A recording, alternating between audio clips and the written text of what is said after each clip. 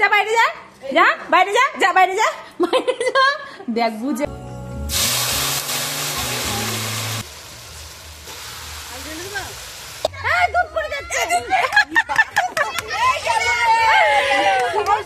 ভূত পেট ঠাকুর সবাইকে খেতে দেওয়া হয়েছে।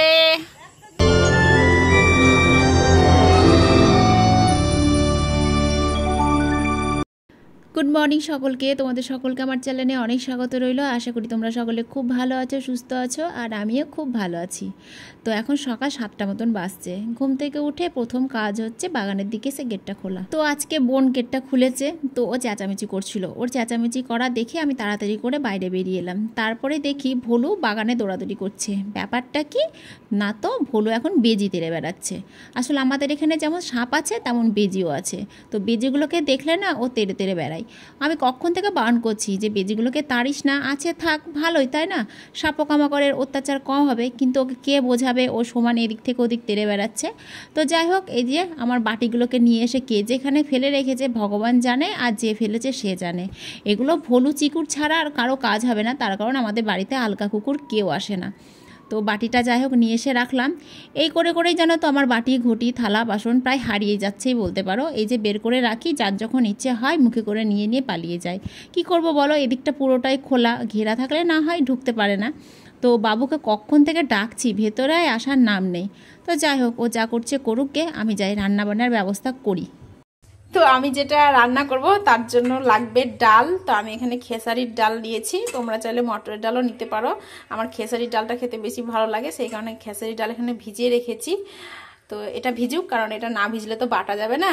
তো ততক্ষণ চলো চাটা খেয়ে নিই। এই যে আমাদের ম্যাডামের চা খাওয়া হয়ে গেছে, কাপটা এখানে নিয়ে এসে রেখেছে, আমার চাটা এখানে ঢেকে রাখা আছে। তো এটা দিয়ে আমি এখন এটা ঢেকে রাখলাম, আর চাটা এখন খাবো। তো দুধ চা খাবো সকালবেলায়, জানি না দুধ চা খেয়ে সারা দিনটা আমার কেমন যাবে। তো আমাদের ম্যাডামের চা খাওয়া হয়ে গেছে, ম্যাডাম এখন রেডি একটা রিলস বানানোর জন্য। তো উনি রিলস করুক, কারণ উনি তো এখন অফিসে বেরোবেন, তারপরে আর টাইম পাবে না। তো চলো চাটা খেয়ে নিই।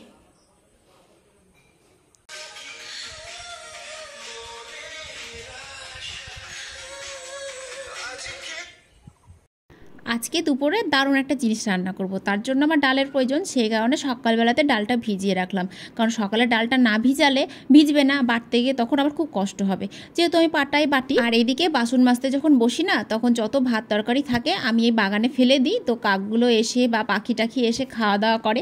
তো আজকে দেখো কাকগুলো কত সুন্দর খুঁটে খুঁটে খাচ্ছে। তারপর বাসন কুসন মেজে স্নান করে রান্নাঘরে চলে এসেছি। ছেলে বললো, মা আমাকে একটু সুন্দর করে সুজি করে দাও, সুজি খাবো। সুজি করলাম, করে ছেলেকে খেতে দিলাম।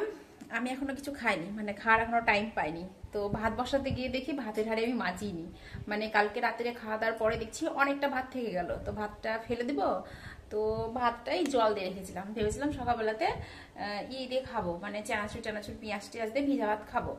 তো খাবো বলে ভাত রাখা হয়, কিন্তু কোনোদিন সকালে খাওয়া হয় না। কি জানি কি করি, ভগবান সেই জানে। মানে সকালে খাওয়ার টাইমও পাই না। আর মেন কথা হচ্ছে ইচ্ছে থাকলে টাইম ঠিক বার হয়। তো সকালে আমার খেতে একদম ইচ্ছে করে না, সেই কারণে আর খাই না। এই ধরো রান্না করতে করতে যদি খিদে লাগলো, তাহলে ওই ফ্রিজ থেকে হয়তো একটা মিষ্টি বের করলাম, মিষ্টি খেলাম, খেয়ে জল খেলাম, নইলে দুটো বিস্কুট খেলাম, খেয়ে জল খেলাম, এই করি। তো ভাতটাকে আবার ওখানে বেড়ে বাটিতে রেখে আসলাম। ওই ভাতটা দুপুরবেলাতে ভলুকে মেখে দেবো, ভলু খেয়ে দিবে। হাঁড়িটা ধুয়ে নিয়ে এসে তারপরে ভাতটা বসালাম। আর আমি বলছিলাম না একটা দারুণ জিনিস রান্না করবো, যার জন্য আমি ডাল ভিজিয়ে রেখেছি। তো জিনিসটা হচ্ছে এই যে মিষ্টি কুমড়োর ডোগা। এই জিনিসটা খেতে না আমার দারুণ লাগে, কি বলবো তোমাদেরকে। তো মিষ্টি কুমড়োর ডোগাটা আমি কিনিনি, আমার দিদির বাড়ি থেকে দিয়ে গেছে যাইবু। তাও আমাদের বাড়িতে দিয়ে যায়নি, আমরা ছিলাম না, মাদের বাড়িতে দিয়ে গেছিলো। তো ভাইয়ের বাবার পরশুদিন বিকেলবেলাতে দিয়ে গেল। তো কালকে ছিলাম না বাড়িতে, তো সেই কারণে রান্না বান্না করা হয়নি। সেই কারণে আজকে বের করলাম, বের করে কেটে ধুয়ে রেখেছি। তো যাই হোক, ক্যারি ব্যাগের মধ্যে ভরে রেখেছিলাম ফ্রিজে। তো বেশ লকলকেই আছে, পাতাগুলো একদম মানে কি বলবো মরে যায়নি। আর একটু জল দিলাম, তো জল দেওয়াতে দেখো মনে হচ্ছে পাতাগুলো আরো টাটকা হয়ে উঠলো। এই ঠান্ডা লাগাটা যেমন কবে ঠিক হবে, মানে গলার মধ্যে এখনো কথা বলতে গেলে কেমন ঘর ঘর করে ওঠে। তো যাই হোক, কি রান্না করবো বুঝতে পারছি না গো। কালকের একটু টক ডাল ছুটি চচ্চড়ি ফ্রিজে রাখাই আছে। ওই তোমার বাসি খাবার ফ্রিজে রাখাই থাকে, খাওয়ার হয় না। ওই টাটকা খাবার পেয়ে গেলে না তখন ওই বাসি খাবারে আর হাত দিতে ইচ্ছে করে না। তো রাখা আছে, রাখা থাক। টক ডাল খাবো না, ডালটা ফেলে দেবো। ছুটিটা একটু গরম করে দেবো, দিয়ে ছুটিটা খাবো। কারণ ছুটি খেতে আমার খুব ভালো লাগে। মানে আমার ভালো লাগে না এরকম খাবার কিছুই না, আমি সবই খাই। দেখতেই তো আমি প্রায় সবই বলি খাই, কিন্তু খাওয়ার পরিমাণ অনেক কম। আমার খাওয়া যদি দেখো না তাহলে তোমরা সবাই হাসবে, আমি এইটুকু খাই। তো সেই কারণে এত রোগা পাতলা। লোকে বলে কি তুই খাস না নাকি, মানে সবাই মোটা হয়ে যাচ্ছে, তুই মোটা হোস না, আজীবন কাছে একই আছিস। এটা কিন্তু সত্যি কথা। আমার যত বান্ধবী আছে সবাই মোটা হয়ে গেছে, একমাত্র আমি রোগা পাতলা। এত কি করবো বল, এখন যদি আমি রোগাই হয়ে থাকি, মোটা যদি না হয় কিচ্ছু করার আছে, কিছু করার নেই। তা আমার দিদিও বেশ একটু হেলদি গোলুমলু। তারপরে আমার মাসির 2 মেয়ে খুব একটা মোটাও না পাতলাও না, ওরাও জাস্ট মানে পাতলাকে ওদেরকে বলতে পারবে না, পাতলা বলতে গেলে আমি। আবার অনেকে বলে না তুই ঠিকই আছিস, ভালো আছিস, দৌড়ে চেপে কাজ কাম করতে পারিস। হ্যাঁ এটা ঠিক, আমি যেভাবে কাজ কাম করতে পারি আমার দিদির করার ক্ষমতা নেই। মানে আমার দিদি একটু হেলদি, তাও ইদানিং একটু ঝটকেছে। তো যাই হোক, চলো রান্না বান্না করে নিই, তারপরে খাওয়া দাওয়া করতে হবে।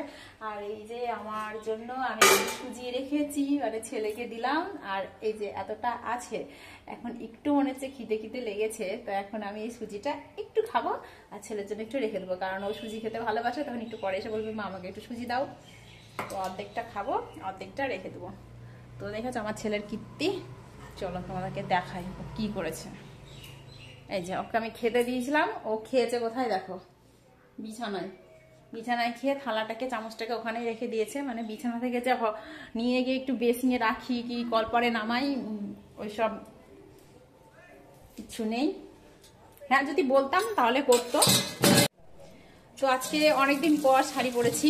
না এমনি রিলস টিলস যখন করি তার জন্য শাড়ি পরি, কিন্তু এমনি বাড়িতে শাড়ি খুব কম পরি। তো এই শাড়িটা আমার খুবই ভালো লাগে।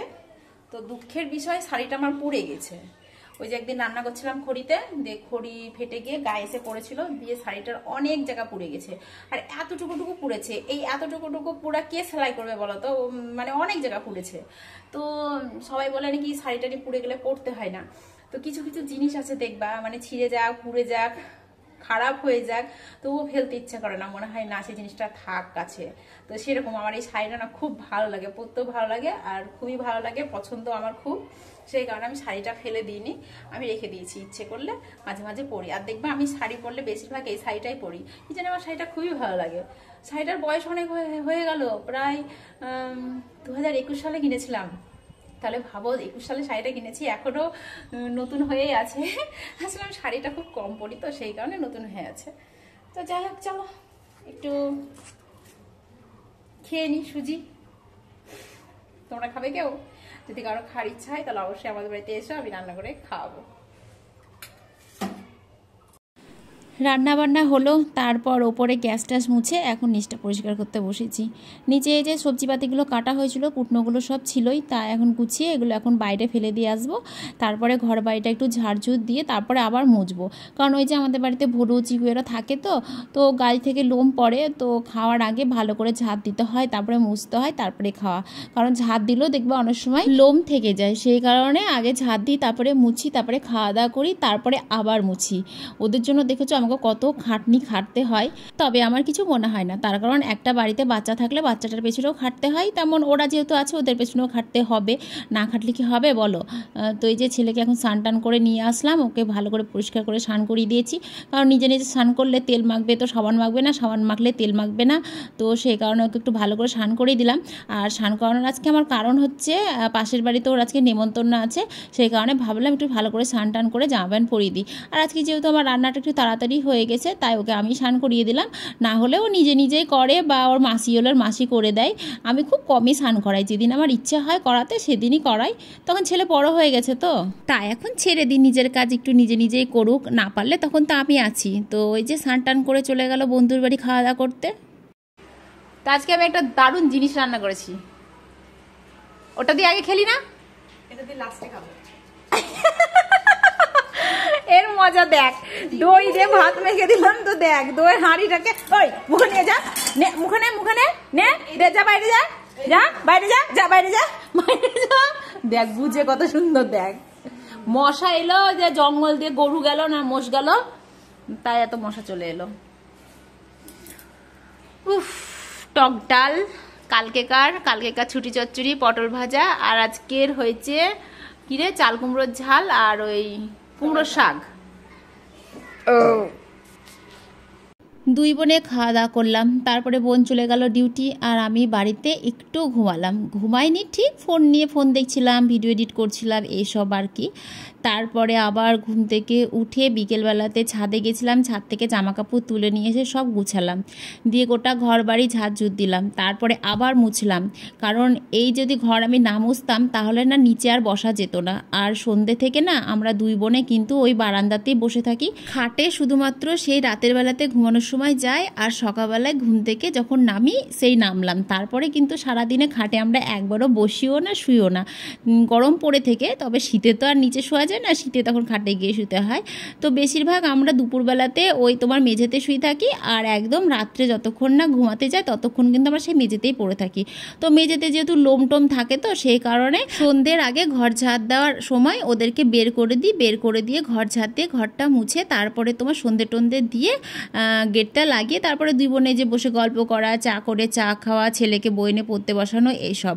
তো আজকে হঠাৎ প্ল্যান হয়েছে সব পাড়ার বউদের মিলে যে আজকে রাতের বেলাতে আমরা পিকনিক করব।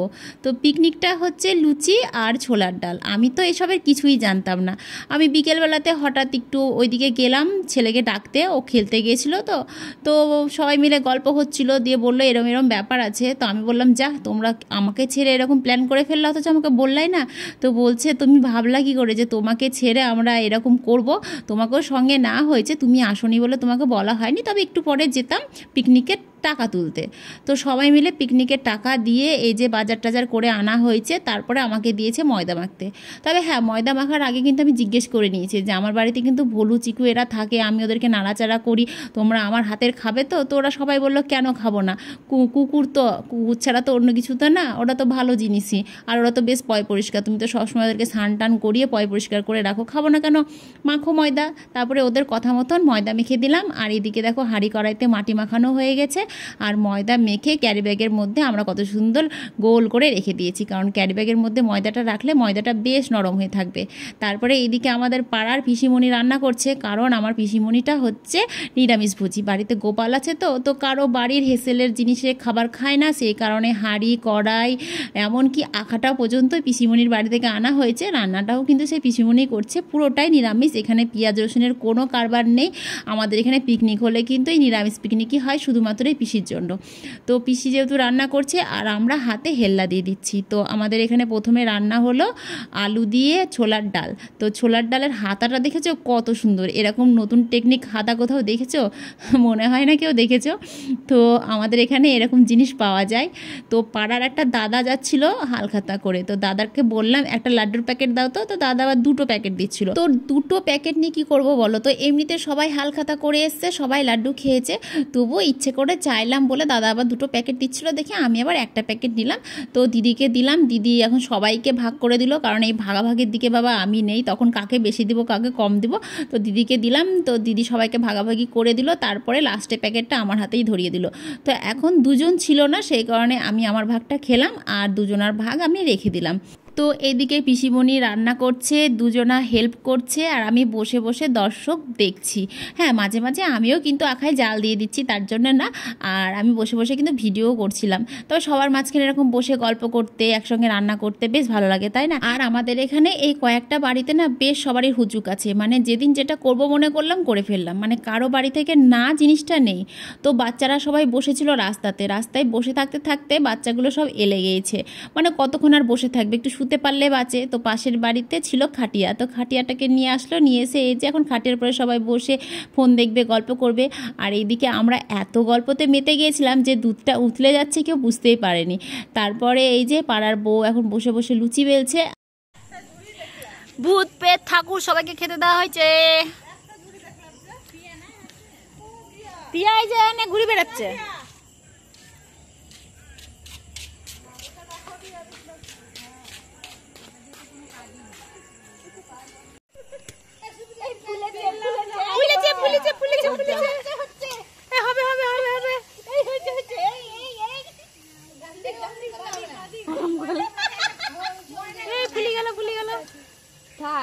ওইটাই তো একটা দেখতে এসছে আমার কিরম করে করছি।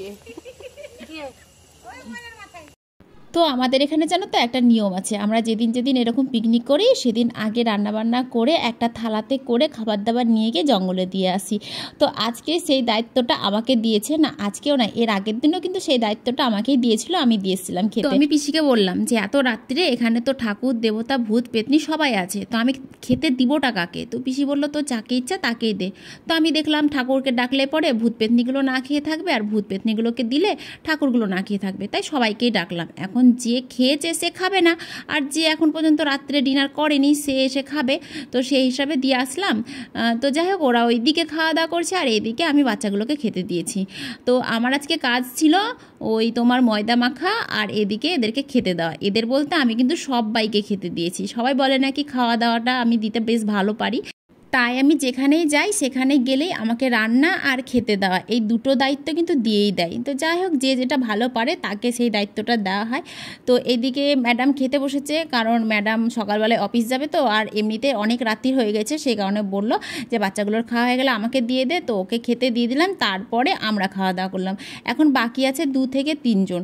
তো বাসনগুলো পড়েছিল, তাই ভাবলাম যাই বাসনগুলো গিয়ে মেজে ফেলি, কারণ সবার খাওয়া হতে হতে কটা বাজবে তার ঠিক নেই, এমনিতেই 11:30 বেজে গিয়েছে। সেই কারণে আমি সবাইকে খেতে দিয়ে আর আমি খেয়ে দিয়ে বাসনগুলো মাজতে বসে পড়লাম।